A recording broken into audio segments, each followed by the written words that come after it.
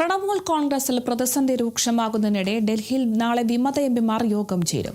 പശ്ചിമബംഗാൾ മുഖ്യമന്ത്രി സുവേന്ദു അധികാരി നാളെ ഡൽഹിയിലെത്തി എംപിമാരെ കാണും.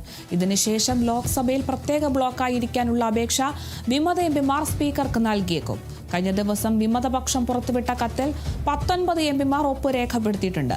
20 എംപിമാരുടെ പിന്തുണയുണ്ടെന്നാണ് വിമത ക്യാമ്പ് അവകാശപ്പെടുന്നത്.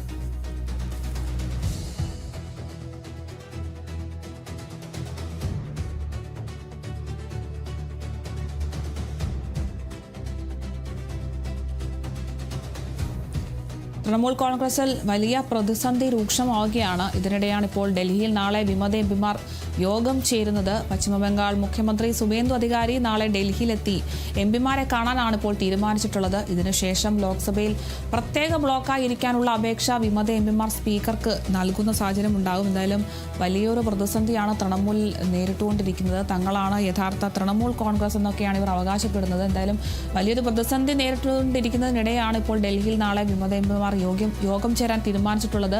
ഇതിനുശേഷം ലോക്സഭയിൽ പ്രത്യേക ബ്ലോക്കായിരിക്കാനുള്ള അപേക്ഷയ്ക്ക് വിമത എംപിമാർ സ്പീക്കർക്ക് നൽകിയേക്കുമെന്നൊരു വിവരമാണ് നമുക്ക് ലഭിക്കുന്നത്.